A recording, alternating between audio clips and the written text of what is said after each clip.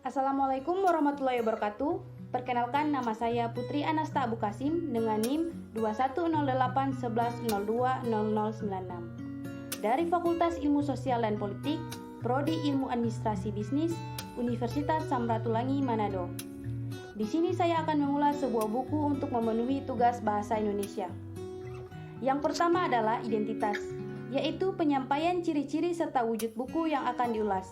Baiklah teman-teman, bisa dilihat di samping saya adalah sampul buku yang akan saya ulas, yang berjudul Komunikasi Bisnis, penyusun Cahya Purnama Asri SEMM, periset data Mugi dan Farah, editor Desi Rashmawati SS, perancang isi Mahesa Dawala, perancang sampul Antonius Harel, penerbit Pustaka Baru Press, tahun terbit 2019, ISBN 978 602 376 2910, halaman 204 halaman, ukuran buku 150 x 230 cm. Bahasa yang digunakan adalah denotatif atau bahasa sebenarnya. Hak cipta dilindungi oleh undang-undang. Yang kedua adalah orientasi, yaitu penyampaian informasi tentang jenis buku yang diulas serta jati diri penulis dan sasarannya. Baiklah teman-teman, di sini ada 2 poin yang saya ulas dalam buku Komunikasi Bisnis. Yang pertama adalah buku ini ditulis oleh Cahya Purnama Asri SEMM, yang merupakan dosen tetap di Universitas Widya Mataram Yogyakarta sejak tahun 2017. Penulis menyelesaikan program D3 Ekonomi Manajemen di Universitas Gadjah Mada. Kemudian, penulis menyelesaikan S1 Ekonomi Manajemen di Universitas Gadjah Mada. Lalu gelar Master Manajemen diperoleh penulis dari Universitas Pembangunan Nasional Veteran Yogyakarta. Penulis juga aktif dalam mengikuti berbagai pelatihan, seminar-seminar, serta riset di bidang ekonomi, manajemen, dan kewirausahaan. Yang kedua adalah buku ini sendiri merupakan hasil dari penelitian serta riset dalam komunikasi yang terjadi di dalam bisnis. Buku ini juga sangat berguna sekali untuk dimiliki karena kekayaan data serta berbagai cara yang diberikan. Yang ketiga adalah tafsiran isi, yaitu penyampaian pendapat pengulas tentang buku ini serta penyampaian ilmu apa yang diulas dalam buku tersebut, dan juga menceritakan hal yang dilakukan penulis buku tersebut. Di sini ada 3 poin yang saya ulas dalam tafsiran isi. Yang pertama adalah buku ini memaparkan data seputar komunikasi di dalam bisnis yang melalui sebuah penelitian lapangan. Penulis juga menemukan cara-cara berkomunikasi yang dimana dijelaskan secara rinci dalam setiap bab pada buku ini serta diberikan contoh pula.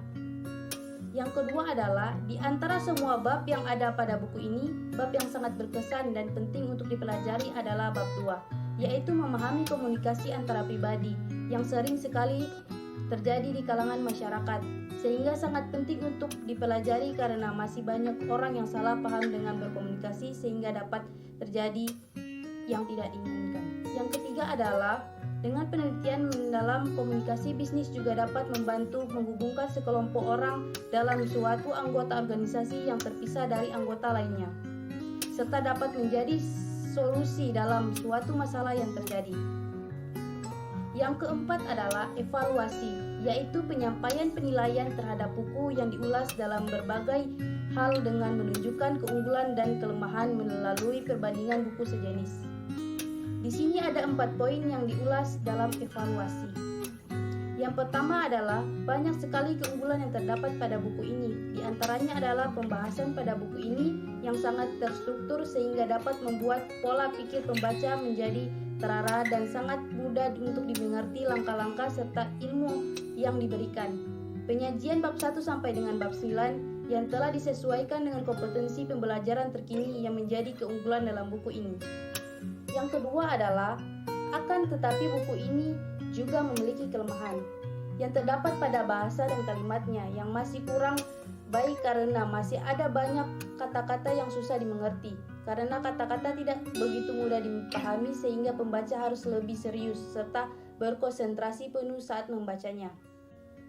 Yang ketiga adalah buku ini juga sangat bagus untuk para pengampu pendidikan karena pembahasannya yang terstruktur dan terarah. Berbeda dengan buku yang berjudul Komunikasi yang disusun oleh Profesor Dedi Mulyana, MA, PhD. Buku ini juga tidak ditulis oleh kalangan mana saja yang dapat membacanya. Jika buku yang disebut pertama menitik beratkan pada komunikasi yang ada di dalam lingkungan bisnis, sedangkan buku yang dibahas belakangan membahas berbagai hal mengenai ilmu yang ada pada komunikasi.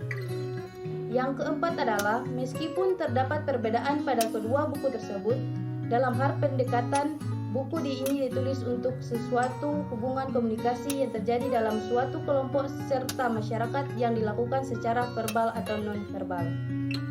Yang kelima adalah rangkuman evaluasi, yaitu penyampaian kembali apakah pendapat pengulas di atas benar adanya dan buku tersebut memang dibutuhkan oleh pembaca yang dituju.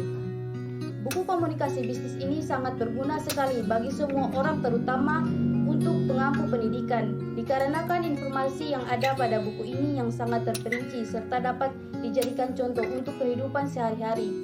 Oleh karena itu, komunikasi sangat perlu di berbagai kalangan dan juga tempat.